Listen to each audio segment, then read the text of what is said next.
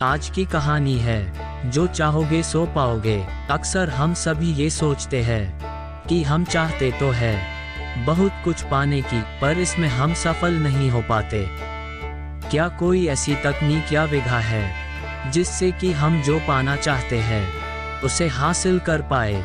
तो चलिए हम इस बात को इस कहानी से समझते हैं। प्रतापपुर राज्य में एक साधु घाट किनारे अपना डेरा डाले हुए था। वहाँ वह साधु धुनी रमाकर दिन भर बैठा रहता और बीच बीच में ऊंची आवाज में चिल्लाता रहता, जो चाहोगे सो पाओगे, जो चाहोगे सो पाओगे। उस रास्ते से गुजरने वाले सभी लोग उस साधु को पागल समझते थे। वे उसकी बात सुनकर अनसुना कर देते और जो सुनते वे उस पर हंसते थे। एक दिन एक बेरोजगार युवक उस रास्ते से गुजर रहा था। तभी साधु की चिल्लाने की आवाज उसके कानों में भी पड़ी। जो चाहोगे सो पाओगे, जो चाहोगे सो पाओगे। ये वाक्य सुनकर वह युवक साधु के पास आ गया और उससे पूछने लगा, बाबा आप बहुत देर से बोल रहे हो, जो चाहोगे सो पाओगे चिल्ला रहे हो, क्या आप सच में मुझे वो दे सकते हो जो मैं पाना चाहता हूँ? साधु बोला, हाँ बेटा, लेकिन पहले तुम मुझे ये बताओ कि तुम पाना क्या चाहते हो। बाबा मैं चाहता हूँ कि एक दिन मैं हीरों का बहुत बड़ा व्यापारी बनूं। क्या आप मेरी ये इच्छा पूरी कर सकते हैं? युवक ने साधु से कहा।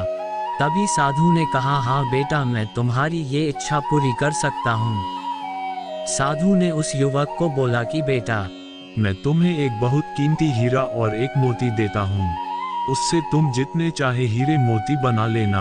साधु की बात सुनकर युवक की आंखों में आशा की ज्योति चमक उठी।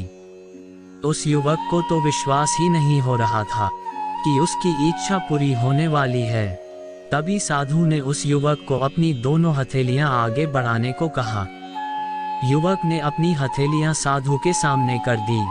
साधु ने पहले उसकी एक हथेली पर अपना हाथ रखा और बोला, बेटा, ये इस दुनिया का सबसे अनमोल हीरा है। इसे समय कहते हैं। इसे जोर से अपनी मुट्ठी में जकड़ लो। इसके द्वारा तुम जितने चाहे उतने हीरे बना सकते हो। इसे कभी अपने हाथ से निकलने मत देना। फिर साधु ने अपना दूसरा हाथ युवक की दूसरी हथेली पर रखकर कहा, बेटा, ये दुनिया का सबसे कीमती मोती है। इसे धैर्य कहते हैं। जब किसी कार्य में समय लगाने के बाद भी वांछित परिणाम प्राप्त ना हो तो इस धैर्य नामक मोती को धारण कर लेना। यदि यह मोती तुम्हारे पास है तो तुम दुनिया में जो चाहो वो हासिल कर सकते हो। युवक ने ध्यान से साधु की बात सुनी और उन्हें धन्यवाद कर वहां से चल पड़ा। उसे सफलता प्राप्ति के 2 गुरु मंत्र मिल गए थे। उसने निश्चय किया कि वह कभी अपना समय व्यर्थ नहीं गंवाएगा और सदा धैर्य से काम लेगा। कुछ समय बाद उसने हीरे के एक बड़े व्यापारी के यहाँ काम करना प्रारंभ किया। कुछ वर्षों तक वह दिल लगाकर व्यवसाय का हर हुनर सीखता रहा और एक दिन अपनी मेहनत और लगन से अपना सपना साकार करते हुए हीरे का बहुत बड़ा व्यापारी बना। अब उस युवक को साधु द्वारा दी गई सीख पर पूरा विश्वास हो गया था।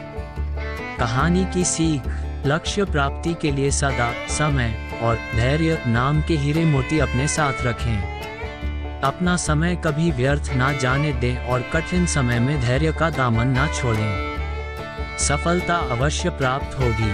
धन्यवाद।